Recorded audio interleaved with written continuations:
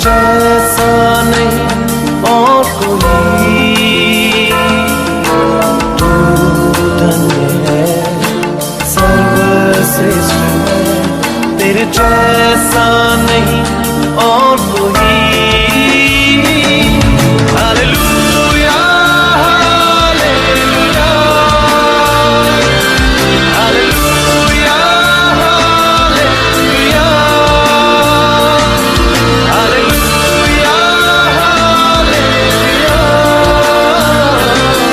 Hallelujah hallelujah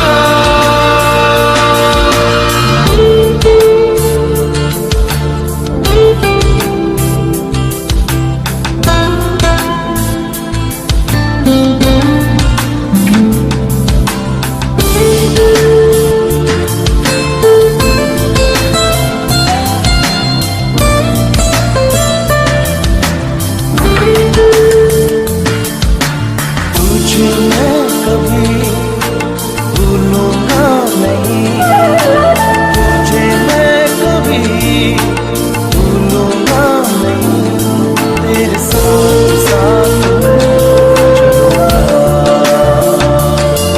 एक नूर के समान तुझे मैं कभी भूलूंगा नहीं, तेरे साथ साथ मैं चलूंगा, एक नूर के समान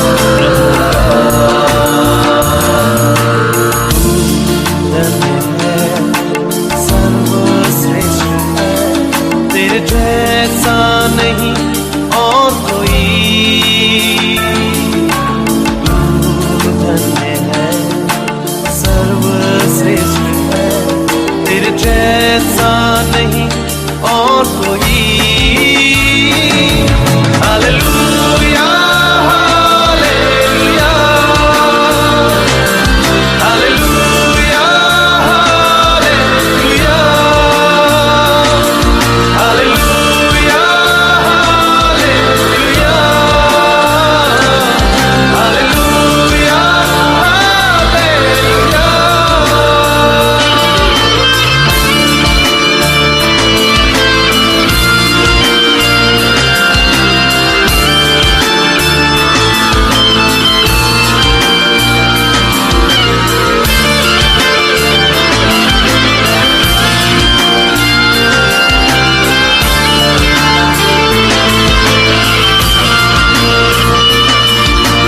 तेरी मर्जी से मैं सदा चलूं, तेरी मर्जी से मैं सदा चलूं, तेरे साथ साथ मैं चलूंगा,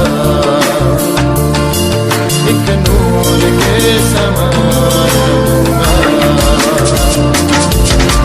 तेरी मर्जी से मैं सदा चलूं, तेरे साथ साथ मैं चलूंगा, एक नूर के समान रहूंगा।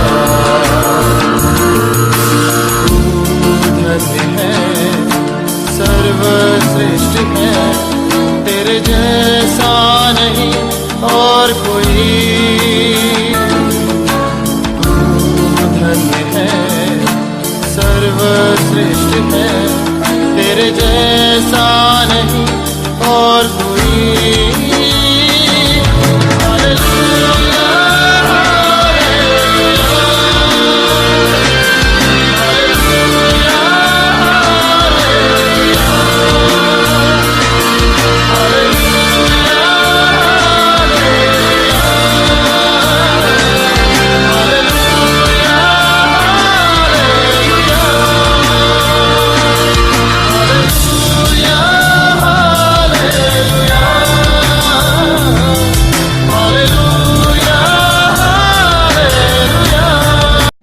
पुराने नियम का पाठ उत्पत्ति नामक पुस्तक उसका 41वां अध्याय 49वें पद से अध्याय के अंत तक। इस प्रकार यूसुफ ने अन्न को समुद्र की बालू के समान अत्यंत बहुतायत से राशि राशि गिन के रखा। यहाँ तक कि उसने उनका गिनना छोड़ दिया क्योंकि वह असंख्य हो गईं। अकाल के प्रथम वर्ष के आने से पहले यूसुफ के 2 पुत्र ऊन के याजक पोतीपेरा की बेटी आसनत से जन्मे।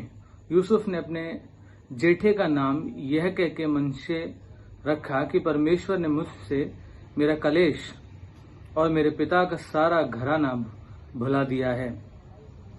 दूसरे का नाम उसने यह सुनकर एप्रेम रखा कि मुझे दुख भोगने के देश में परमेश्वर ने फलवंत किया है। मिस्र देश के सुकाल के 7 वर्ष समाप्त हो गए और यूसुफ के कहने के अनुसार 7 वर्षों के लिए अकाल आरंभ हो गया। सब देशों में अकाल पड़ने लगा, परंतु सारे मिस्र देश में अन्न था।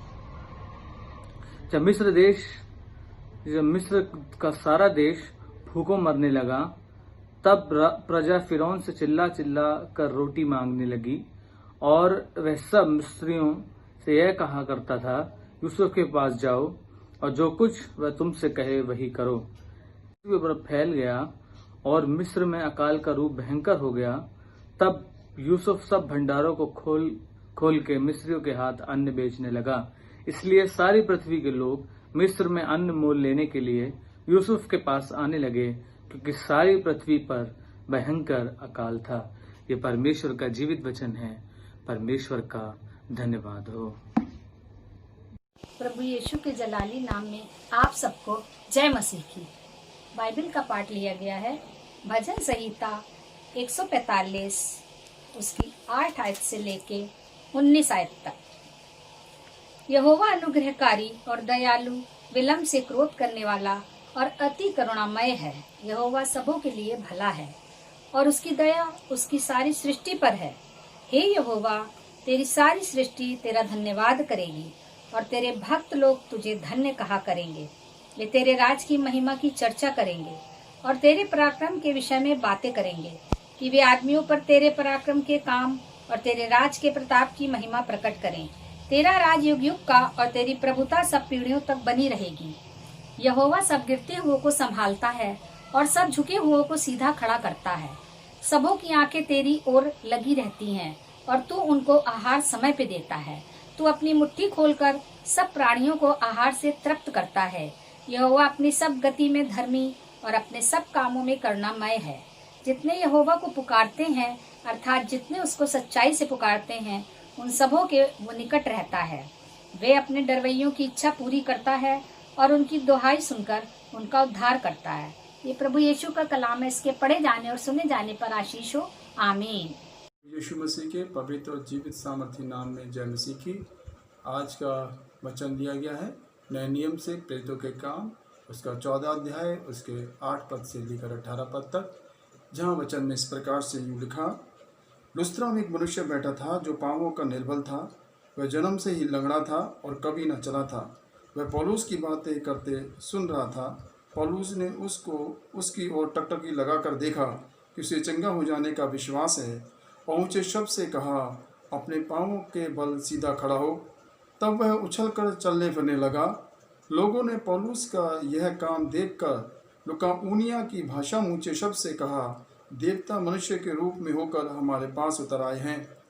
उन्होंने बरनबास को ज्यूस और पौलुस को हिरमेस कहा, क्योंकि वह बातें करने में मुख्य था। ज्यूस के उस मंदिर का पुजारी जो उनके नगर के सामने था, बैल और फूलों के हार फाटकों पर लाकर लोगों के साथ बलिदान करना चाहता था।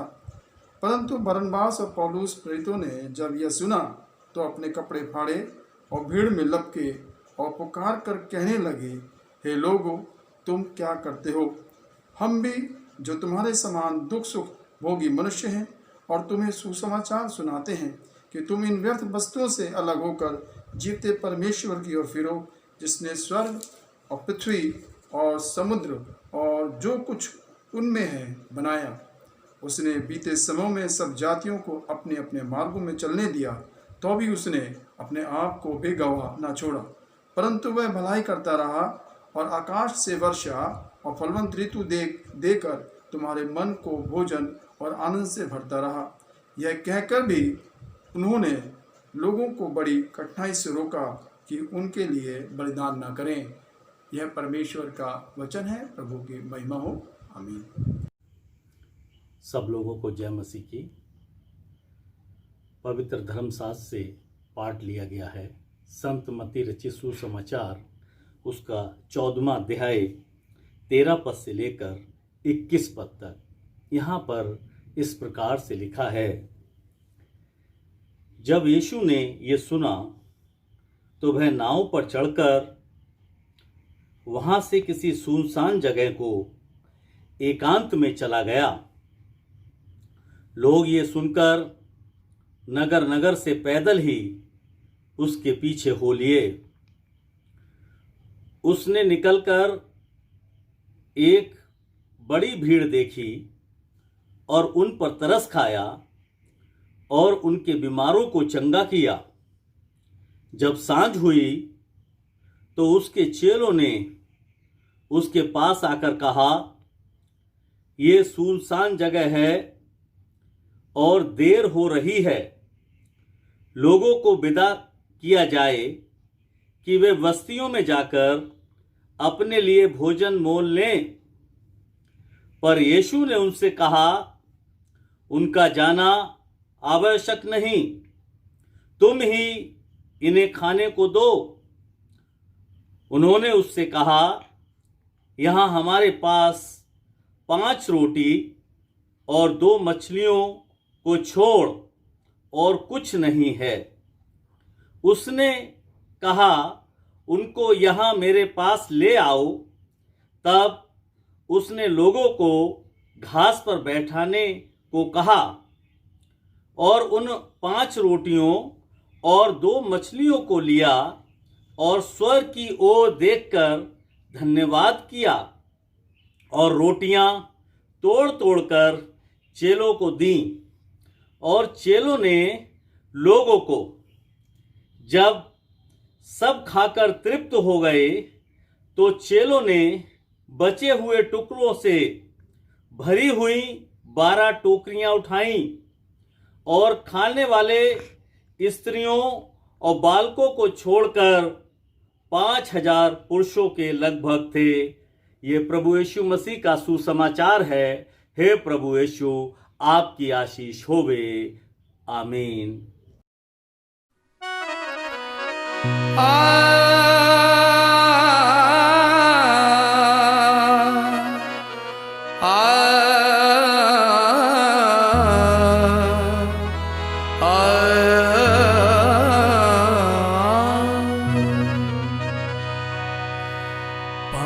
रोटी और 2 मछलियों को एक लड़के ने दिया यीशु को। 5 रोटी और 2 मछलियों को एक लड़के ने दिया यीशु को। 5 रोटी और 2 मछलियों को एक लड़के ने दिया यीशु को। 5 रोटी और 2 मछलियों को एक लड़के ने दिया यीशु को। 5 रोटी और 2 मछलियों को एक लड़के ने दिया यीशु को। भीड़ में सारे भूखे थे प्यासे, फिक्र थी सबकी प्यारे यीशु को। भीड़ में सारे भूखे थे प्यासे, फिक्र थी सबकी प्यारे यीशु को। 5 रोटी और 2 मछलियों को एक लड़के ने दिया यीशु को।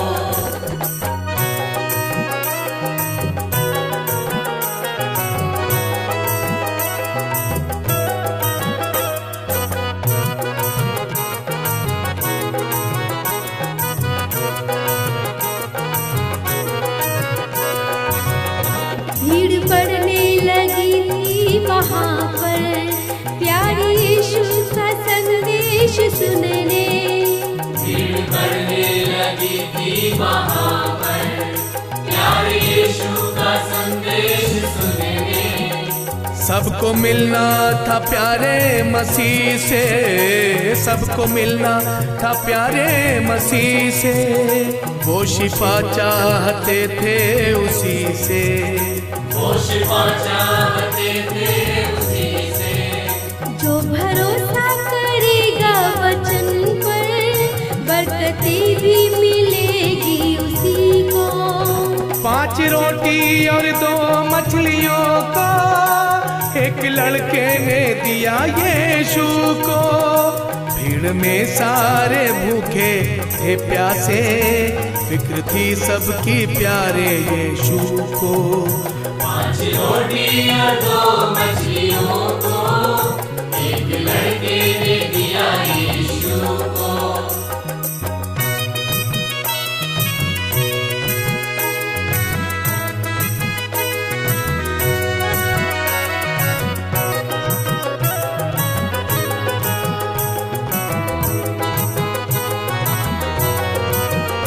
उसने परखा था चेलों को अपने और कहा सबको भोजन खिलाओ। उसने परखा था चेलों को अपने और कहा सबको भोजन खिलाओ। रोटी मछली को हाथों में लेकर, रोटी मछली को हाथों में लेकर, मांगी आशीष सबको बिठाओ, मांगी आशीष सबको बिठाओ। 5000 टोकरे हो गए सारे, 12 टोकरों में भरा टुकड़ों को। 5 रोटी और 2 मछलियों को एक लड़के ने दिया यीशु को। भीड़ में सारे भूखे थे प्यासे, फिक्र थी सबकी प्यारे यीशु को। 5 रोटी और 2 मछलियों को एक लड़के ने दिया यीशु को।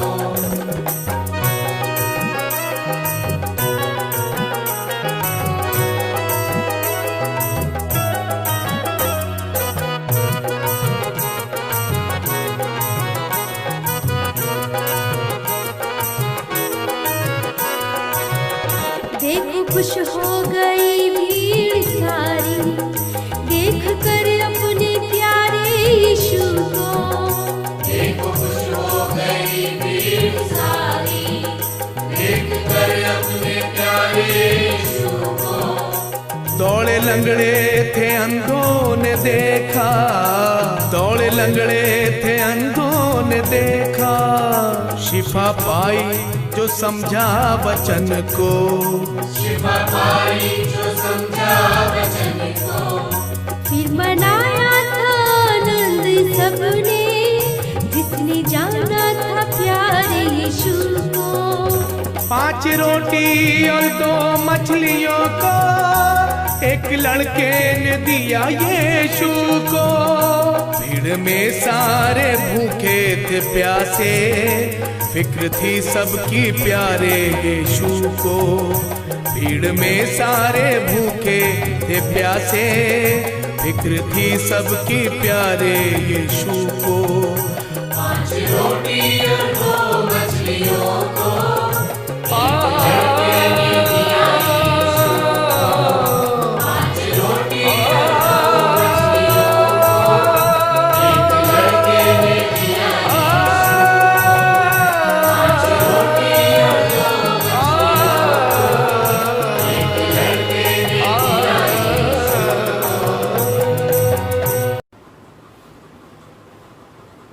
Good morning everyone and praise the Lord. This is 14th Sunday after the Pentecost and the theme for this morning's blessed meditation is God provides food for the hungry. पवित्र आत्मा के अवतरण पर यानी कि पेंटेकोस्ट के पश्चात का 14वां रविवार और आज का दिया हुआ प्रस्तावित विषय परमेश्वर भूखों के लिए भोजन व्यवस्था करता है। परमेश्वर भूखों के लिए भोजन व्यवस्था करता है। आइए हम सब साथ में मिलकर दुआ करें। कम लेट अस ऑल प्रे। हे सर्वशक्तिमान पिता, आपने अपने भले स्वभाव के कारण सब प्राणियों की तमाम आवश्यकताओं की पूर्ति के लिए प्रचुर मात्रा में व्यवस्था की है। हमें सिखाइए कि हम आपके उपहारों का दूसरों के साथ ठीक से इस्तेमाल करें, जिससे पृथ्वी के गरीब लोग भूख से शिथिल न हो, वरन उन्हें खाने को भोजन प्राप्त हो और वे आपकी स्तुति करें। हमारे प्रभु यीशु क्रिस्त के द्वारा, जो आपके पवित्र आत्मा के साथ एक परमेश्वर है और अब तथा सदा सर्वदा जीवित और राज्य करते हैं। आमीन। हमारे महान उद्धारकर्ता प्रभु यीशु क्रिस्त के जीवित, पवित्र और सामर्थी नाम में आप सबको जय मसीह की। हम परमेश्वर का धन्यवाद दें एक बार फिर से आज की आराधना के सुंदर समय के लिए और परमेश्वर की उन समस्त आशीषों के लिए जिन्हें परमेश्वर ने अपने स्वर्गीय खजाने से हम विश्वासियों के जीवन में उंडेला। आज का प्रस्तावित विषय जिस प्रकार से हम पढ़ते हैं कुछ यूं कहता है, God provides food for the hungry. Hindi में कुछ यूं है, परमेश्वर भूखों के लिए भोजन व्यवस्था करता है। और इससे पहले कि हम आज के मनन की ओर अपने ध्यान केंद्रित करें, मैं आप सबको, क्योंकि कल 5 सितंबर का दिन था, टीचर्स डे की हार्दिक शुभकामनाएं प्रेषित करता हूं और मेरी सभी शिक्षक और शिक्षिकाओं के लिए ऐसी प्रार्थना है कि परमेश्वर आप सबको भी बहुतायत की आशीषों से नवाजे। जब हम टीचर्स की बात कर रहे हैं, हम ये याद रखते हैं और याद रखना चाहिए कि सभी गुरुओं में सर्वश्रेष्ठ गुरु हमारे प्रभु यीशु क्रिस्ट हैं। जो शिक्षाएं मुझे और आपको प्रभु यीशु क्रिस्ट के माध्यम से मिली हैं, यदि मैं और आप उन शिक्षाओं का अनुसरण करें, उनका अनुपालन करें और अपने जीवन में यदि उन बातों को हम स्थान दें, तो हम जरूर उन ऊंचाइयों तक पहुंचने पाएंगे जिन तक प्रभु हमें पहुंचाना चाहते हैं। मैं धन्यवाद देना चाहता हूं उन तमाम लोगों का जिन्होंने आज सोशल मीडिया नेटवर्किंग के द्वारा या सोशल मीडिया के द्वारा, फेसबुक के द्वारा, व्हाट्सएप के द्वारा मुझ तक टीचर्स डे की शुभकामनाएं पहुंचाई। मैं परमेश्वर से प्रार्थना करता हूं कि परमेश्वर का अनुग्रह और उनकी आशीषें यूं ही आप सबके जीवन में बनी रहे। विषय कहता है, परमेश्वर भूखों के लिए भोजन व्यवस्था करता है। ये उस भोजन की बात नहीं है जिसके लिए हम में से बहुत से लोग परिश्रम करते हैं या उस भोजन के लिए लड़ाई झगड़े करते हैं, या बहुत से लोग केवल भोजन के लिए ही जीते हैं।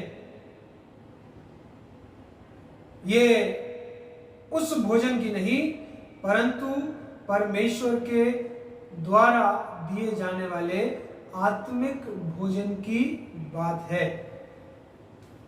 और यदि हमने ध्यान दिया हो आज के विषय की ओर, जिसमें लिखा है God provides food for the hungry, परमेश्वर भूखों के लिए भोजन व्यवस्था करता है। केवल भूखों के लिए जिनको आत्मिक भोजन की खोज है, या वे जो कि आत्मिक भोजन की खोज में है, परमेश्वर केवल उन्हीं के लिए आत्मिक भोजन का प्रबंध करते हैं, परंतु जिनके पेट भरे हुए हैं, बड़े हुए तो हैं ही, परंतु जिनके पेट भरे हुए हैं उनको यदि और भोजन दे दिया जाए तो उल्टी के अलावा कुछ दूसरी बात मेरे समझ में नहीं आ रही है।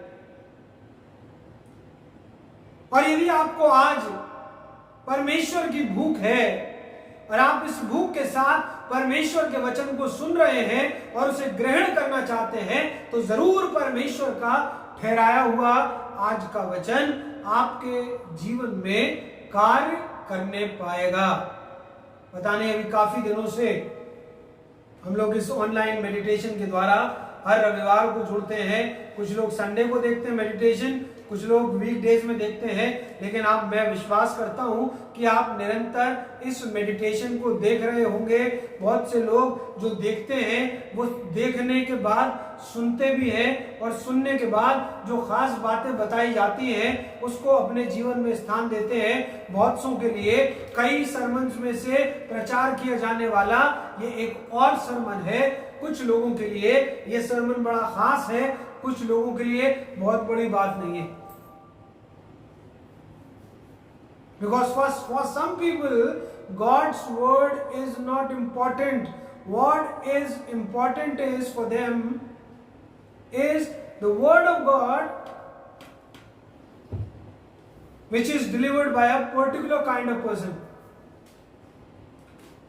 Or who is the person who is delivering that word of God? अगर हमारे मन माफिक का प्रचारक है जो हमारे अनुसार चल रहा है, या जब तक हमारे अनुसार चल रहा है हम निरंतर परमेश्वर के वचन को सुनते हैं और उसके द्वारा दिए गए वचन को अपने जीवन में स्थान देते हैं, यूं कहूं कि हम YouTube चैनल के द्वारा उसके वचन को पूरा अंत तक सुनते हैं। Otherwise I am very sorry to say many of us are just doing their formality. कुछ लोग केवल फॉर्मेलिटी के लिए ही परमेश्वर के वचन में सहभागिता कर रहे हैं। हमने क्या गंभीरता से परमेश्वर के वचन को सुनकर उसके अनुसार कार्य करना शुरू किया है। मैं पिछले कई हफ्तों से अपने मैसेज से पहले कुछ नोटिस में बातें कह रहा था।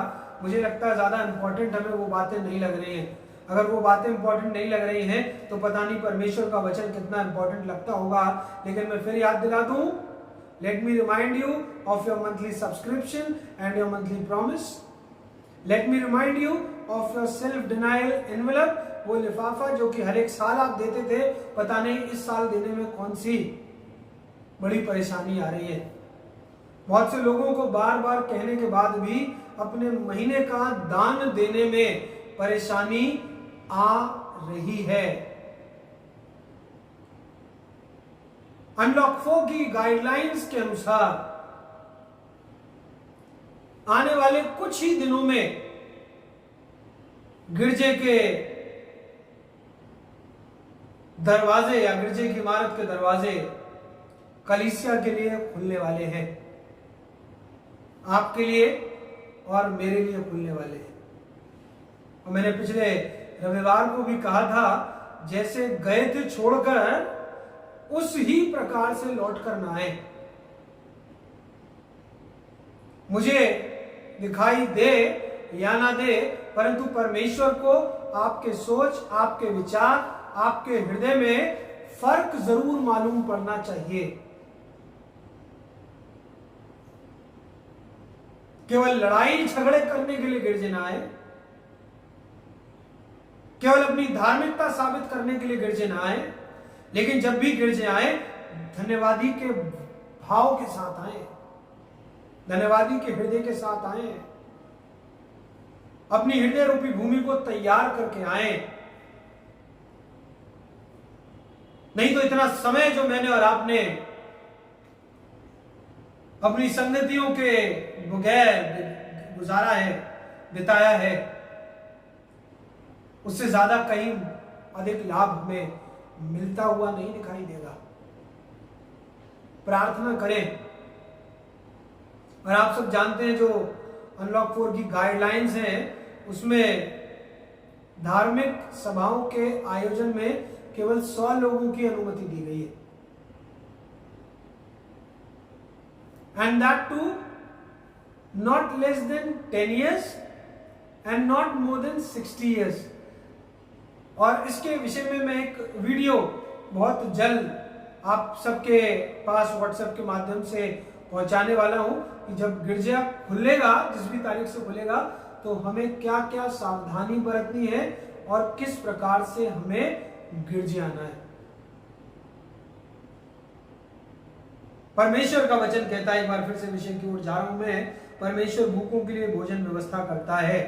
यदि वचन सुन सुन के हमारा पेट भरा हुआ है, हमें आत्मिक खुराक की भूख नहीं है, तो परमेश्वर मेरे और आपके लिए ज्यादा अधिक समय तक भोजन का इंतजाम करने वाला नहीं है।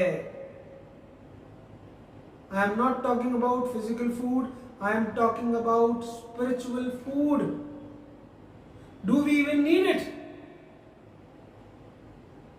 मैंने ऐसे बहुत से लोगों को देखा है, जब भूख नहीं होती है, खाने में कितना भी अच्छा परोस दीजिए, थाली में कितनी भी अच्छी अच्छी चीजें सजाकर रख दीजिए, जब पेट भरे होते हैं तो कुछ भी परोसा जाए अच्छा नहीं लगता है। बहुत से लोगों को वचन अच्छा नहीं लगता है क्योंकि पेट भरे हुए हैं।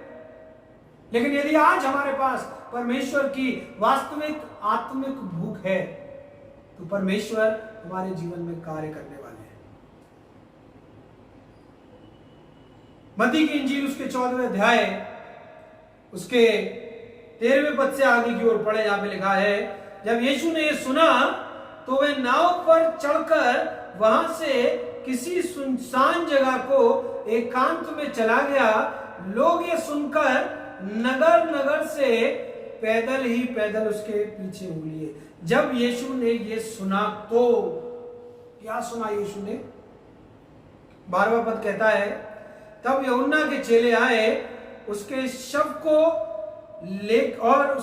को ले जाकर गाड़ दिया और जाकर यीशु को समाचार दिया।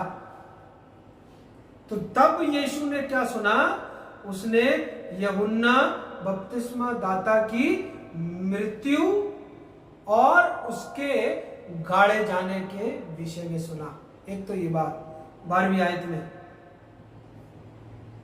और 14वें अध्याय की पहली आयत को भी पढ़े हैं। यदि बाइबल है तो आप पढ़िएगा दोनों आयतें जरूर से। यूहन्ना 14 पहली आयत, 12वीं आयत मैंने आपके लिए पढ़ दी है, आप दोबारा पढ़ सकते हैं। मैं पहली आयत पढ़ रहा हूं।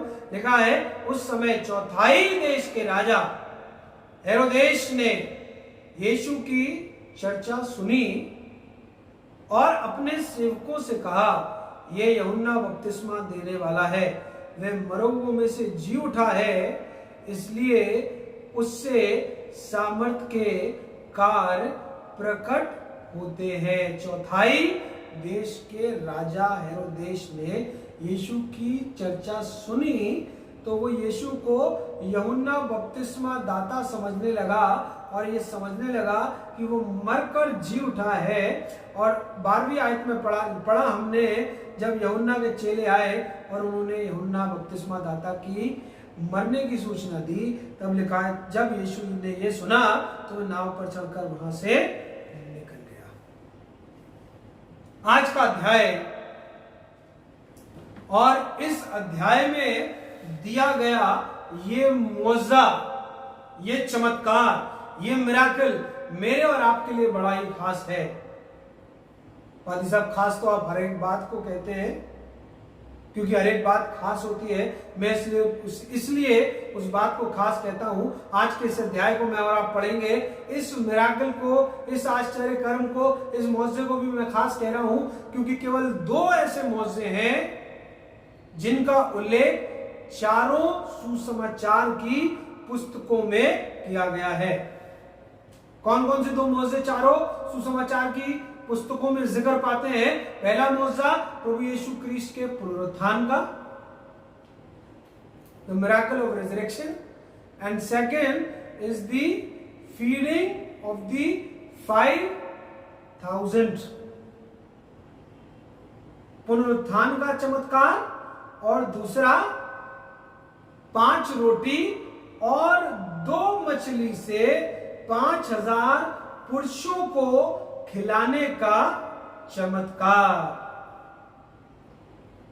पुनरुत्थान तो सबसे बड़ी घटना है, लेकिन अन्य आश्चर्य कर्मों को छोड़कर ये सवाल उठता है, पुनरुत्थान तो सबसे बड़ी घटना है, लेकिन अन्य मौजों और चमत्कारों को छोड़कर इस मौजे को ही, 5,000 की भीड़ को खिलाने वाले मौजे को ही सुसमाचार की चारों पुस्तकों में स्थान क्यों दिया गया?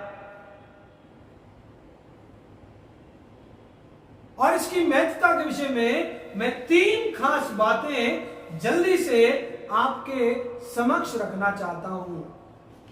If you have paper and pen, you can write these things or these points on your paper।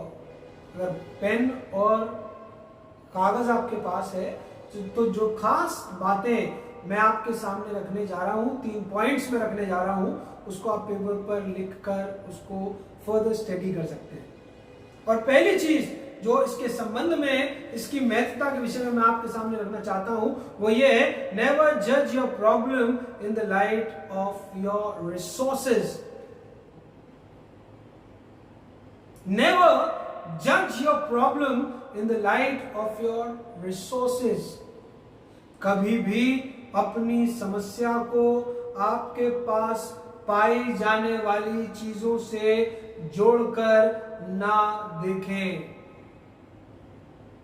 In the light of your resources, आपके पास कितना है, नहीं है, उससे जोड़कर, उससे तोलकर अपनी समस्याओं को ना देखें। Never judge your problem in the light of your resources। हम प्रभु यीशु क्रिस्ट के विषय में सुसमाचार की पुस्तक से पढ़ते हैं that Jesus was teaching, he was preaching, even he was miraculously healing so many people in that crowd। And when people were being healed, जब लोग चंगे हो रहे थे तो बहुत बड़ा हुजूम प्रभु यीशु क्रिस्ट के पीछे चला करता था। बहुत से लोग चमत्कार देखने के लिए, बहुत से लोग वचन को सुनने के लिए, बहुत से लोग तमाशा देखने के लिए, लेकिन एक हुजूम प्रभु यीशु क्रिस्ट के पीछे था। और जब ये हुजूम प्रभु यीशु क्रिस्ट के पीछे चल रहा था तो उस हुजूम को देखकर, इस भीड़ को देखकर प्रभु यीशु क्रिस्ट के शिष्यों के माथे पर शिकन आ गई। और एक दिन संध्या के समय जब रोटी का विषय उत्पन्न हुआ, जब लोगों की भीड़ को प्रभु यीशु क्रिस्ट ने भूखा देखा और प्यासा देखा, तो प्रभु का हृदय विचलित हुआ और प्रभु यीशु क्रिस्ट ने इन लोगों के लिए रोटी की व्यवस्था की बात की। और हम दूसरी ओर चेलों को देखते हैं, चेले बड़े घबराए हुए, हम इसकी व्यवस्था कैसे करेंगे, हमारे पास तो कुछ भी नहीं है। और सारी समस्याओं का तोड़ हम देखते हैं अंद्रयास ने किस प्रकार से करने का प्रयास किया। यदि बाइबल है तो पढ़ सकते हैं यूहन्ना की इंजील उसका 6वां अध्याय, उसकी 8 और 9 आयत, John 6 versus 8 and 9, and it says, यहां परमेश्वर के वचन इस प्रकार से लिखा हुआ है, उसके चेलों में से शमौन पतरस के भाई अंद्रयास ने उससे कहा, यहां एक लड़का है जिसके पास जौ की 5 रोटी और 2 मछलियां हैं, परंतु इतने लोगों के लिए वे क्या हैं? 5 रोटी और 2 मछलियां हैं, परंतु इतने लोगों के लिए क्या है? और आगे हम देखते हैं उस लड़के से ली गई रोटी और मछली को जो प्रभु ने आकाश की ओर उठाकर उस पर दुआ मांगी, तो हर एक जन का न केवल पेट भरा, परंतु कई टोकरियां रोटी और मछली बच भी गई। Praise the Lord. Can you imagine and see the joy in the face of that young boy? क्या आप अंदाजा भी लगा सकते हैं कि उस छोटे से बच्चे के मुख की चमक या उसकी मुस्कुराहट कितनी खूबसूरत रही होगी।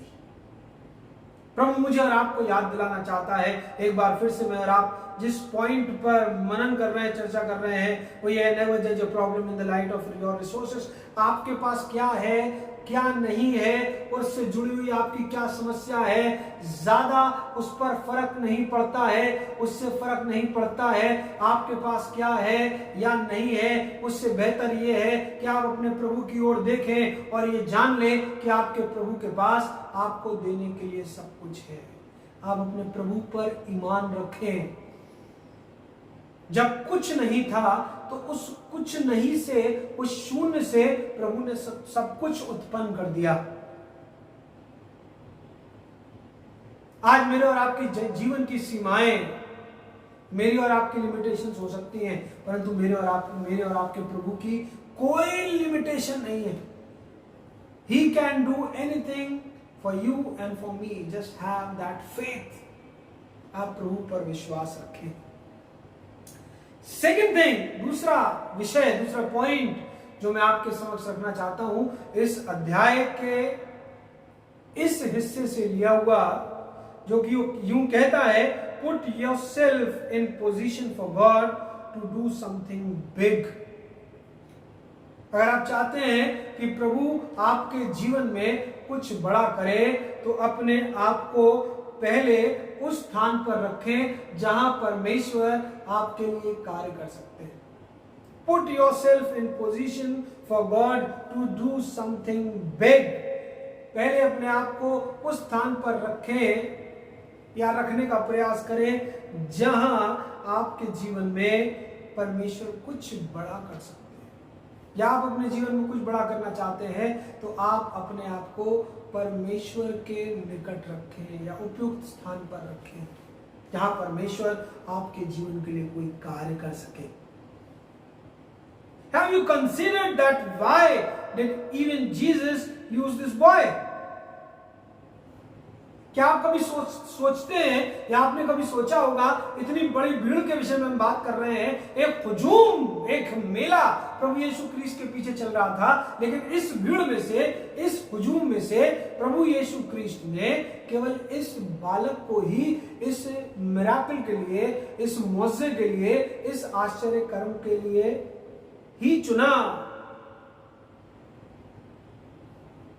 और इस बात को भी ध्यान रखिए कि जब बड़ी भीड़ चल रही है काफिले में, तो केवल यही बच्चा नहीं होगा जिसके पास खाने के लिए भोजन था। Because they all came from Jewish families. उसमें ज्यादातर लोग यहूदी परिवारों में से थे और यहूदी माओ ने न केवल इस बेटे के साथ परंतु अन्य लोगों के पास भी भोजन का प्रबंध अवश्य रखा होगा। But the only thing that God chose him was that he was very, very near to God. परमेश्वर ने केवल उसको इसलिए ही चुना क्योंकि वो परमेश्वर के निकट था। बहुत दूर दूर लोग खड़े हुए थे, लेकिन ये परमेश्वर की खोज में था, ये परमेश्वर की निकटता में था और इसलिए परमेश्वर ने इसके जीवन में यह कार्य किया। हम जानते हैं इस बच्चे के विषय में, अन्य लोगों की तो बात छोड़ दीजिए, जिनके पास रोटी खाने को नहीं थी, जिनके पास भोजन नहीं था, ये व्यक्ति परमेश्वर के निकट, ये बच्चा परमेश्वर के निकट जब भी था, जबकि इसके स्वयं पास इसकी मां का दिया हुआ भोजन था। इसे किसी चमत्कार की जरूरत नहीं थी। ये चमत्कार ढूंढने के लिए प्रभु के पास नहीं आया था, ये प्रभु से मिलने के लिए आया था, ये रोटी और मछली खाने के लिए नहीं आया था। अगर चमत्कार ना भी होता तो इस बच्चे पर कोई फर्क नहीं पड़ने वाला था, लेकिन फिर भी ये प्रभु के निकट रहा। ना जाने कितने ऐसे हैं जो आज गिरजे के निकट आ रहे हैं, जो कलीसियाओं के निकट आ रहे हैं। बहुत से लोग सुसमाचार की सेवकाई के लिए आ रहे हैं, बहुत से लोग परमेश्वर के वचन की सेवकाई के लिए आ रहे हैं, बहुत से लोग गिरजे की सेवकाई के लिए आ रहे हैं, और बहुत से ऐसे लोग हैं जो केवल फायदे के लिए आ रहे हैं। इस बच्चे से सीखिए, रोटी होने के बावजूद, मौजे की आवश्यकता ना होने के बावजूद वो परमेश्वर के निकट रहा और आशीष पाई। क्यों ना मैं और आप भी परमेश्वर के निकट रहना सीख ले, केवल लाभ लेने के लिए नहीं। गिरजे केवल तब आएंगे जब हमें कुछ लाभ होगा। जब हमें गिरजे से कुछ लाभ नहीं होगा तो हम गिरजे नहीं आएंगे। हम प्रभु के पास जब भेंट लेकर आएंगे, जब प्रभु कभी कुछ हमें देगा। यदि प्रभु हमें कुछ नहीं देगा तो हम गिरजे के पास भी कुछ लेकर आने वाले नहीं हैं। बहुत से लोग कहते हैं गिरजे के लिए देना है, गिरजे के लिए देना है, ऐसा कहा जाता है, लेकिन सब अपने लिए इस्तेमाल होता है। ऐसा कोई गिरजे का अकाउंट नहीं है। आप किसी ऐसे प्रीचर का नाम, किसी कांग्रेगेशन का नाम मुझे नहीं बता सकते हैं। मैं चर्च में भी इस बात को कहता हूं, जिसमें यदि आप कंट्रीब्यूट करें तो आपका डायरेक्ट ट्रांजैक्शन का क्रेडिट स्वर्ग में हो। ऐसा कोई बैंक कभी बना नहीं है। परमेश्वर देने वाले के दिल को परखता है। मैं बहुत से ऐसे लोगों को जानता हूं, लॉकडाउन जब से शुरू हुआ है और आज तक they are contributing regularly for the church. निरंतर कुछ हो ना हो, लेकिन समय से वो अपने किए हुए वायदे अपने गिरजे के लिए पूरा कर रहे हैं, क्योंकि परमेश्वर को देने के महत्व को समझते हैं। बहुत से लोगों ने गिरजे की तरफ मुड़ के भी नहीं देखा है। I know some of my congregational members. बहुत से मैं अपने कलीसिया के लोगों को भी जानता हूं। 4-5 महीने होने आ गए। कई लोग ऐसे हैं, ज्यादातर लोग फोन करते हैं, हालचाल लेते हैं, गिरजे की जरूरत आवश्यकता पूछते हैं, लेकिन कुछ एक ऐसे लोग हैं जिनके विषय में मैं प्रार्थना ही कर रहा हूं, क्या वे ठीक ठाक हैं? क्योंकि चलते गिरजे में भीड़ के साथ बहुत बड़ी भीड़ चलती है, लेकिन जब जरूरत के समय में इंसान बात करना भी बंद कर देता है तो लगता है वो व्यक्ति कैसा था, क्या केवल फायदे के लिए ही गिरजे से जुड़े थे। अब गिरजा बंद हो गया तो गिरजे और पासबान और कलीसिया से मतलब भी खत्म हो गया। Don't do that. Learn from this little boy, small boy who had his own tiffin. अपना टिफिन उसके पास था, भीड़ की चिंता करने की जरूरत नहीं थी। कहीं भी बैठकर रोटी खाकर फिर भीड़ के साथ चल सकता था, लेकिन इसने दूसरों की आवश्यकताओं को समझा और प्रभु के निकट गया, और दूसरों की आवश्यकताओं को देखकर उसने अपनी रोटी और मछली प्रभु के हाथों में दे दी। ये भी नहीं सोचा 5 रोटी और 2 मछली ना दूं, 1 मछली और 2 रोटी तो मैं रख ही लेता हूं। But he was clean in his spirit and he was clean in his heart. दिल से साफ था, आत्मा से साफ था, और अपना सब कुछ प्रभु के हाथों में दे दिया। क्या हम अपना सब कुछ प्रभु के हाथों में देने के लिए तैयार हैं? बहुत मुश्किल है, बहुत मुश्किल है। हम ऐसी जगह कभी इन्वेस्ट नहीं करते दुनियावी रूप से जहां अच्छे रिटर्न्स ना मिले।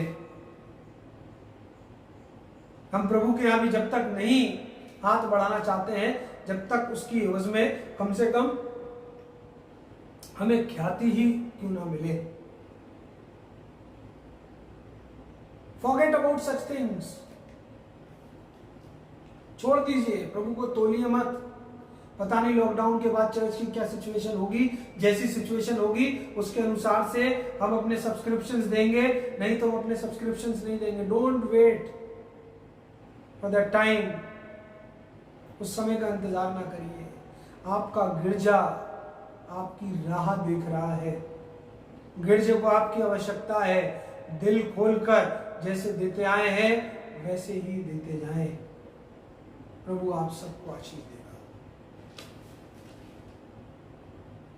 Second thing which we have studied first was never judge your problem in the light of your resources. Secondly, put yourself in position for God to do something big. And thirdly, और तीसरी और महत्वपूर्ण चीज जो कि मैं आपके सामने रखना चाहता हूं, and it is, you can note it on your piece of paper accepts God's invitation to participate. परमेश्वर जब आपको निमंत्रित करे तो आप परमेश्वर के निमंत्रण को स्वीकार कर परमेश्वर की योजना में शामिल हो जाएं. Accepts God's invitation to participate. Accept God's invitation to participate. To participate not in some kind of gossip, not to participate in some kind of chugli, not to participate in some kind of jhagda, not to participate in some kind of burai, not to participate in some kind of evil planning, but accept God's invitation to participate in His work, the work to evangelize. परमेश्वर के निमंत्रण को जो वो सहभागिता के लिए दे रहा है, अपने कार्य में जोड़ने के लिए दे रहा है, उसमें उसे आप जरूर स्वीकार करें. वो निमंत्रण आपको बुराई के लिए नहीं, लड़ाई झगड़े के लिए नहीं, छल कपट की योजनाओं के लिए नहीं, परंतु अपने राज्य की बढ़ोतरी और सुसमाचार के प्रचार के लिए आपको निमंत्रण दे रहा है. क्या आप उस निमंत्रण को स्वीकार करने के लिए तैयार हैं? क्या आप जानते हैं कि उस बड़ी भीड़, उस बड़े हुजूम को खिलाने के लिए परमेश्वर को उस 5 रोटी और 2 मछली की आवश्यकता नहीं थी? क्या आपको लगता है यदि उस बच्चे की वो 5 रोटी और 2 मछली नहीं होती तो परमेश्वर का पुत्र उस बड़ी भीड़ को नहीं खिला पाता? याद रखें, ये वही परमेश्वर है जिसके केवल कह देने से, जिसके केवल शब्द से ही आंधी और तूफान थम जाते थे, जिसके कहने से ही दुनिया की सृष्टि हो गई. और यदि वो मुंह से कह भी देता तो खाने की अच्छी से अच्छी वस्तु उस बियाबान में, उस डेजर्ट में जहां ये भीड़ थी, लोगों के पास मुहैया हो जाती. But that was not the only thing he wanted. वो तो मुंह से कहकर कुछ भी कर सकता था, लेकिन परमेश्वर का पुत्र चाहता था कि वे हमें भी, उस बच्चे को भी, अन्य लोगों को भी उस बड़े कार्य में सहभागी करें. He wants us to participate, no matter who we are.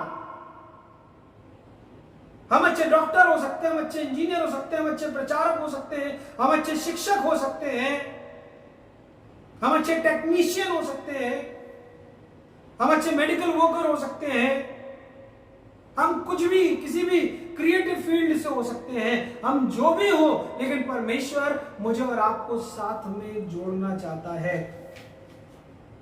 He wants all of us to participate.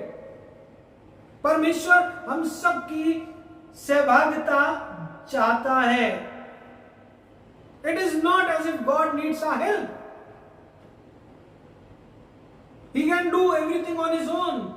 ऐसा नहीं है कि उसके सुसमाचार के प्रचार के लिए या उसके स्वर्गीय राज्य के विस्तार के लिए उसको हमारी आवश्यकता, हमारे बिना नहीं होगा.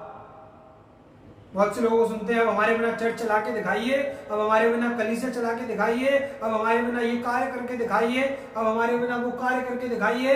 परमेश्वर का कार्य है, परमेश्वर खुद ही अकेले ही सब कुछ करने और करवाने की सामर्थ्य रखता है. लेकिन परमेश्वर चाहता है कि यदि आपकी कलीसिया से जुड़ा हुआ कोई कार्य है, आपके लोगों से जुड़ा हुआ कोई कार्य है, परमेश्वर की मंडली से जुड़ा हुआ कार्य है, तो उसमें आप सब भी सहभागिता करें. हमारे गिरजों को सालों हो गए, पीढ़ियां आई और पीढ़ियां चली गई. किसी एक व्यक्ति के आने से, किसी एक व्यक्ति के जाने से, किसी पासबान के रहने से, किसी पासबान के ना रहने से कलीसिया में कोई कमी घटी नहीं हुई. आप अपने गिरजे के बारे में भी सोच सकते हैं. हमारा परमेश्वर वो परमेश्वर है जो आसमान से मन्ना खिला सकता है. हमारा परमेश्वर है वो परमेश्वर है जो कि चट्टान से पानी पिला सकता है. And for him, sky is the limit. He can just do anything. And he says in Matthew's Gospel, chapter 6, verse 33, And it is written over here, seek ye first the kingdom of God and his righteousness and everything shall be added unto you. पहले आप स्वर्ग के राज उसकी धार्मिकता की खोज करें, फिर समस्त चीजें आपको यूं ही मिल जाएंगी, सब चीजें। 6:33 में लिखा, पहले आप प्रॉपर्टी, प्लॉट, जमीन जायदाद, नौकरी और पैसे की खोज करें, स्वर्ग का राज और धार्मिकता आपको जब मिलेगी। ऐसा नहीं है, you are miscalculating something. Seek ye first your reputation भी नहीं लिखा है, seek ye first your false honor भी नहीं लिखा है, seek ye first the kingdom of God and his righteousness.